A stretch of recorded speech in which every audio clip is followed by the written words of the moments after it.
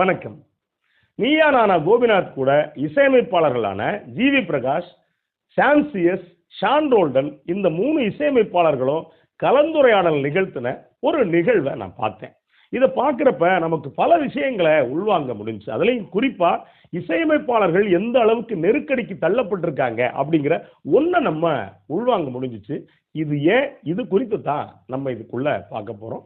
சமீபத்தில் அந்த 3 பேரும் குறிப்பாக எந்தவித ஆச்சரியமும் இல்லாமல் தரமான 3 இசையமைப்பாளர்களும் கோபிநாத் கூட உரையாடினாங்க. அது நம்ம பேசுறது வேற, நம்ம என்ன வேணாலும் பேசுகிறோம், நான் வெளியில இருந்து பேசுறேன். ஆனா அந்த துறைக்குள்ள இருந்துகிட்டு தங்களுக்கு இருக்கக்கூடிய நெருக்கடிகளை அந்த 3 பேரும் பகிர்ந்துகிட்டதுக்கு உண்மையிலேயே 3 பேரும் ஒரு மேம்பட்ட இசையமைப்பாளர்கள் அப்படின்னு நான் நம்புறேன். ஏன்னா அந்த நெருக்கடி அவங்க சந்திக்க வேண்டி இருக்கும். இதையும் தாண்டி 3 பேரும் பேசினாங்க. பொதுவா இன்னைக்கு காலகட்டத்தில் பார்த்தீங்கன்னா நல்ல பாடல்கள் வர்றது அப்படிங்கிறது குறைவு. எப்படி பாட்டு வருது அப்படின்னா குத்துப்பாட்டு அப்படிங்கிற வகையில் 1 2 பாட்டோ பண்ணி முடிச்சிடுறாங்க.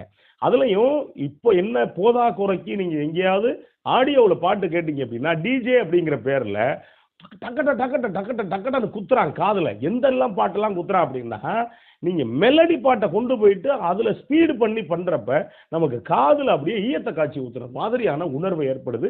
அந்த அளவுக்கு இசை வெறி ஒரு பக்கம் தாண்டவம் ஆடிக்கிட்டு இருக்கு.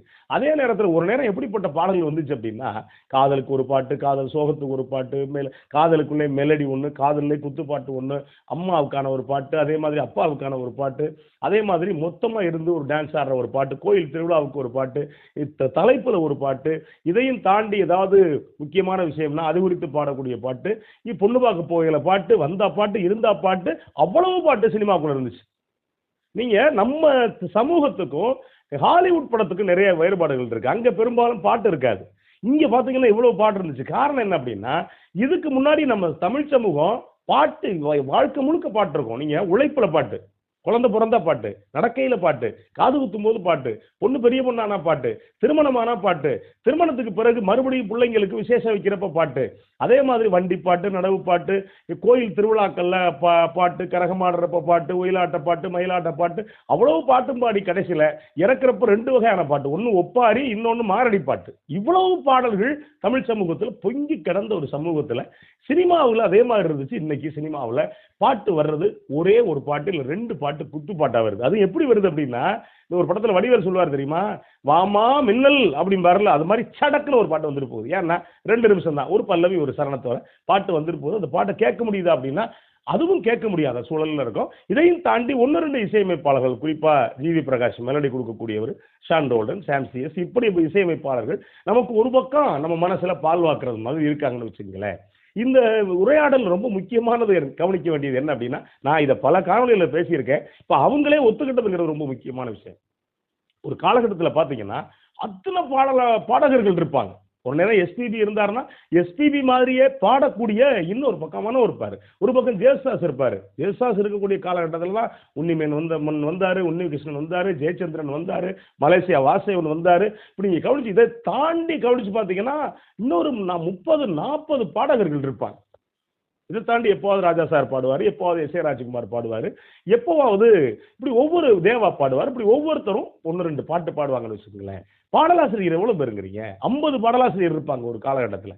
இன்னைக்கு கவனிச்சு பார்த்தீங்கன்னா மிஞ்சி போனா 2 பாடகர்கள் 3 பாடகர்கள் உங்க கண்ணுக்கு தெரிஞ்சா அது பெரிய இது அந்த இடத்துல அறிய போயிருக்கு. இதுக்கு அவங்க ஒத்துக்கிறாங்க, உண்மைதான் அப்படிங்கிறது ஒத்துக்கிறாங்க. இங்கதான் பாடலாசிரியர் ஒரு இசையமைப்பாளர்களுக்கு நெருக்கடிக்கு உள்ளாக்கப்படுறாங்க அப்படின்னு நம்ம தோணுது. அதே மாதிரி ஒரு பக்கம் பாடலாசிரியர்கள் வந்துங்க வெறுமனை பாட்டு மட்டும் எழுதலை. இந்த சமூகத்துக்கு இலக்கியத்தை கற்றுக் கொடுக்குறாங்க, இந்த சமூகத்துக்கு வேற வேற விஷயங்களை கற்றுக் கொடுக்குறாங்க. இந்த சமூகத்துக்கு முன்னாடி இருந்த பண்பாட்டில் விட்டு போன சொற்கள் இருக்குல்ல, அந்த சொற்களை அந்த சமூகத்துக்கு மீட்டு கொடுக்குறாங்க. பாடலாசிரியர் வந்து இவ்வளவு வேலை பார்க்குறாங்க. அது 1 2 பாட்டு சரியில்லாமல் இருக்கலாம், அது வேற. ஆனால் இவ்வளவு பண்ணக்கூடிய பாடலாசிரியர்கள் வேலை இல்லாமல் இன்னைக்கு பால் டப்பா, தயிர் டப்பா, மோர் டப்பா, அதே மாதிரி அந்த இடவான் இந்த இடவான் இதெல்லாம் வர ஆரம்பிச்சிட்டாங்க. இதுக்கு கேட்டால் வேற வேற காரணங்கள்லாம் ஒரு பக்கம் சொல்றாங்க அப்படின்னு வச்சுக்கோங்களேன். இப்போ இதுக்கு நடுவில் தான் இந்த 3 பேருடைய உரையாடல் முக்கியமானதாக நான் பார்க்குறேன். அதில் குறிப்பாக ரொம்ப ஏக்கத்தோடயே சொன்னாரு ஷான் ரோல்டன். என்ன அப்படின்னா, என்னுடைய படத்துல நான் விஜய் யேசுதாஸுக்கு பாட்டு குடுத்துருக்கேன். அதே மாதிரி எஸ்பிபி சரண் குரல் எனக்கு பிடிக்கும். ரொம்ப பாட்டு குடுத்துருக்கேன் அப்படின்னாரு. இன்னும் சொல்லப் போனா, அவர் கூட அதிகமா இந்த காலகட்டத்துல பாடல் எழுதுறவர் யாருன்னா, பாடலாசிரியர் மோகன்ராஜன். இப்ப அந்த வகையில ஷான் ரோல்டன் முடிஞ்ச வரைக்கும் பாட்டு குடுக்குறார். நீங்க மெலடி பாட்டு வேணுமா? அமரன் படம் கேட்டிருப்போம். அமரன் படத்துல பெரும்பாலான பாடல்கள் ஹிட். அது யாருன்னா ஜிவி பிரகாஷுடைய பாடல்கள். அதே மாதிரி ஜிவியும் ஒரு விஷயத்தை ஒத்துக்கிட்டாரு. நானும் பாடல் கொடுக்குறேன், மினிக்கி மினிக்கி பாட்டு கொடுத்துருந்தேன், இப்படி ஒரு சில பாட்டு நான் கொடுத்தேன் அப்படின்னு சொல்லிட்டு அவர் ஒரு பக்கம் என்னால முடிஞ்சதை பண்றேன்னாரு. அதே மாதிரி இன்னொரு பக்கம் சாம்சிஎஸ் பொறுத்த வரைக்கும் அதிகமா பின்னணி இசை அமைக்கக்கூடியவர். இன்னொன்னு அவர் என்னால முடிஞ்சதை பண்றேன் அப்படிங்கிறதுல, என்னால முடிஞ்சதை பண்றேன் அப்படிங்கிறது இருக்குல்ல, இதுதான் ரொம்ப ரொம்ப முக்கியமான விஷயம். என்னால முடிஞ்சதை பண்றேன் அப்படின்னா, அப்ப இவங்களுக்கு தடுக்கிறதுக்கான ஒரு செக்டார் இருக்காங்க. அது யாரு அப்படிங்கிற ஒரு கேள்வி இருக்கு. சரி, இப்ப அதிகமா பாடுறது யாருன்னா, பெரும்பாலும் இசைஞான இளையராஜா உள்பட அவரே பாடிடுறாரு. சரி, வேற யார் பாடுறா அப்படின்னா, ரஜினிக்கே வந்து நம்ம கொடுமையிலும் கொடுமை, ரஜினியுடைய குரல் என்ன, ரஜினியுடைய வயசு என்ன, ரஜினிக்கே யார் பாடுறா? நம்ம அனிருத் பாடிடுறாரு. அந்த பாட்டு கேட்க முடியுதா முடியலையா அப்படிங்கிறதுலாம் அப்புறம். அப்ப இவ்வளவெல்லாம் பாடின பிறகு இன்னொரு பக்கம் இன்னொருத்தர் இருக்காரு. யாரு? ரஜினி மருமகன் இருக்காரு பாத்தீங்களா? அது அவரே எழுதி அவரே பாடிடுறாரு. இப்ப என்ன அப்படின்னா, பாடலாசிரியர்ங்கிற ஒரு சமூகம் காணாம போகுது, ஒரு பாடகர் அப்படிங்கிற ஒரு சமூகம் இன்னொரு பக்கம் துடை தெரியப்படுது, இன்னும் கொஞ்சம் நல்ல இசையமைப்பாளர்கள் அப்படிங்கிற ஒரு சமூகம் துடை தெரியப்படுமா அப்படிங்கிற ஒரு கேள்வி இருக்கு. ஒருவேளை அனிருத் மாதிரியானவங்க, அனிருத்னு சொல்றேன், நம்ம இவரு ரஜினிகாந்த் மருமகன் இருக்குல்ல, அவர் வேற நானே இசையமைக்கல அப்படின்னு கிளம்பிட்டார் அப்படின்னா, மொத்த சினிமாவுள்ள இசை அப்படிங்கிறது முடிஞ்சு போச்சு. சரி, இவங்கெல்லாம் பண்ணலாமாங்க அப்படின்னா, ஒன்று ரெண்டு ஏதாவது பண்ணலாங்க, தப்பு இல்லை, எனக்கு தெரியும் அப்படின்னு காட்டுறதுக்காக.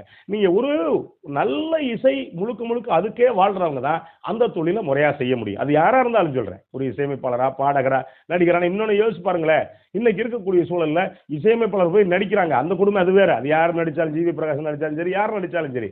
ஆனா அதே மாதிரி ஒரு பக்கம் ஒரு பிரச்சனையே முன்னாடி வந்துச்சு. தளபதி படத்துல என்ன சொல்லுவாங்க அப்படின்னா, அந்த விழாவுக்கு கலைஞர் வந்திருக்காரு, மணிரத்னம் இருக்காரு, கூட இசைஞான இளையராஜா இருக்காரு. அப்ப இசைஞான இளையராஜா ஒரு வார்த்தை, இது ரஜினிகாந்த் ஒரு வார்த்தை சொல்லியிருக்காரு. என்னன்னா, இவருக்கு ஒன்றும் பிரச்சனை இல்லை, ஏசியில இருந்து இசையமைக்கிறாரு, நாங்க வெயில்ல ஓட வேண்டியிருக்கு, குதிக்க வேண்டியிருக்கு அப்படின்னு அவர் சொல்லியிருக்காரு. அதுக்கு இசைஞான இளையராஜா சும்மா இருக்க முடியாம என்ன சொல்லியிருக்காரு அப்படின்னா, அப்படியா, அப்படின்னா நீங்க வந்து இசையமைச்சு பாருங்களேன் அப்படின்னு சொல்லியிருக்காரு. இந்த விவாதத்தை கலைஞர் முடிச்சு வச்சிருக்காரு. எப்படி அப்படின்னா, ரஜினிகாந்த் இசையமைச்சு இளையராஜா நடிச்சா எவன் படத்தை பார்ப்பான் அப்படின்னு சொல்லி கலைஞர் முடிச்சு வச்சிருக்காரு. இதுக்குள்ள உள்ள அர்த்தம் நிறைய இருக்கு. அவங்க தொழிலை அவங்க முறையா செஞ்சா போதும் அப்படின்னு. இன்னைக்கு என்ன அப்படின்னா, பாடலாசிரியர்கள் இருந்த இடத்துல வேற யாரும் எழுத விட்டு, இந்த பக்கம் பாடல்களை மொத்தமா நடிகர்களும் இசையமைப்பாளர்களும் முடிச்சுட்டாங்க. இப்ப இதுக்குள்ள இருக்கக்கூடிய நெருக்கடி தான் என்ன அப்படிங்கிறது ரொம்ப முக்கியமானது. என்ன அப்படின்னா, இன்னைக்கு இருக்கக்கூடிய பெரும்பாலான இயக்குனர்கள், ஒரு நேரம் மசாலா படம் வந்துச்சுங்க, மசாலா படத்துலயும் சூப்பர் டூப்பர் ஹிட் பாடல்கள்லாம் வந்துருச்சு. இன்னும் சொல்ல போனா இசைஞான இளையராஜா காலத்துல பாத்தீங்கன்னா, படம் ஓடாது, பாட்டு இன்னைக்கு செம ஹிட்டா இருக்கு. எனக்கே சொல்றேனே, பல பாடல்கள் எனக்கு மனப்பாடம், ஆனா என்ன படத்துல வந்துச்சுன்னு தெரியாது, நமக்கு குழப்பமா இருக்கு, இதுவா அதுவா அப்படின்னு. இப்ப பாட்டு ஹிட் ஆயிருச்சுன்னா அந்த படத்துல பாதி முதல் எடுத்துருவாங்க, மீதிக்கு படத்தை ஓட விட்டு எடுப்பாங்க. இதுதான் இன்னைக்கு வழக்கமா இருந்துச்சு. இன்னைக்கு பாட்டுனா என்னங்கிற கேள்விக்கு வந்திருக்கிறதுக்கு முக்கியமான காரணம், தமிழர்களுடைய இங்க இருக்கக்கூடிய கலாச்சாரத்தை, பண்பாட்டை, நாகரிகத்தை எதுவும் தெரியாத கார்ப்பரேட் மயமாக்கப்பட்ட இயக்குனர்கள். நீங்க எல்லாத்துலயும் தயாரிப்பாளர்களை போய் குறை போட சொல்ல முடியாது. அப்ப இவங்க என்ன பண்றாங்க அப்படின்னா, இந்த மாதிரி அந்த மாதிரியே பண்ணுவோம், அந்த மாதிரியே பண்ணுவோம் அப்படிங்கிற வகையில பண்ணிட்டு என்ன பண்றாங்க அப்படின்னா, பாட்டு வேண்டாம், குறைச்சிக்க, குத்துப்பாட்டா வச்சுக்க அப்படின்னு சொல்ற இடத்துக்கு வந்து சேர்ந்திருக்காங்க. அப்ப இசையமைப்பாளருக்கு என்ன பிரச்சனை வருது அப்படின்னா, இதை பண்றதா அதை பண்றதா அப்படிங்கிற இப்படி ஒரு நெருக்கடிக்கு உள்ளாக்குறாங்க. நீங்க ஒரு காலகட்டத்துல இதை இன்னொரோட ஒப்பிட்டு பார்க்க முடியுது. இசைஞான இளையராஜா காலகட்டத்துல சரி, அப்ப பாத்தீங்கன்னா எத்தனை பேர் இருந்தாங்க? தேவா ஒரு பக்கம் இருந்தார், அதுக்கு முன்னாடி சங்கர் கணேசன் இருந்தாரு, அதுக்கு முன்னாடி இன்னும் பல இசையமைப்பாளர்கள் இருந்தாங்க. அதுக்கு பிறகு காலகட்டத்தில் எஸ் ஏ ராஜ்குமார் இருக்காரு, சிற்பி இருக்காரு, பரணி இருக்காரு, வித்யாசாகர் இருக்காரு.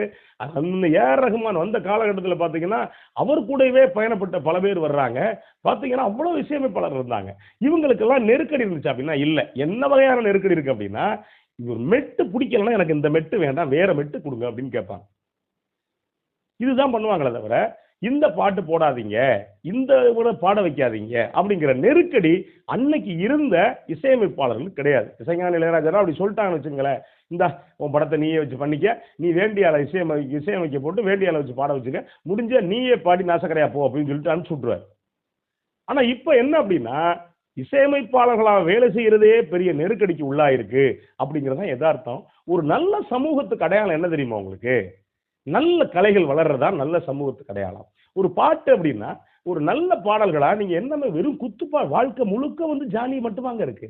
எல்லா மனுஷனுக்கும் சோகம் இருக்கு, எல்லா மனுஷனுக்கு மகிழ்ச்சி இருக்கு, எல்லா மனுஷனுக்கு காதல் இருக்கு, எல்லா மனுஷனுக்கு காமம் இருக்கு, எல்லா மனுஷனுக்குள்ளேயும் வந்து பிரச்சனைகள் இருக்கு. இதுக்கெல்லாம் வடிகாலா பாட்டு வேண்டாமா? இவ்வளவு பாட்டு இல்லாம போறதுக்கு ரொம்ப முக்கியமான காரணம், முழுக்க முழுக்க இசை இயக்குனர்களுக்கு ஜால்ரா அடிக்கக்கூடிய முன்னணி நடிகர்கள் அப்படிங்கறத யதார்த்தம்.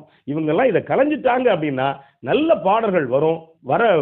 அதுக்கு பண்ண வேண்டியது அவங்களுடைய கடமையும் பொறுப்பு இருக்கு அப்படிங்கறத யதார்த்தம். நன்றி, வணக்கம்.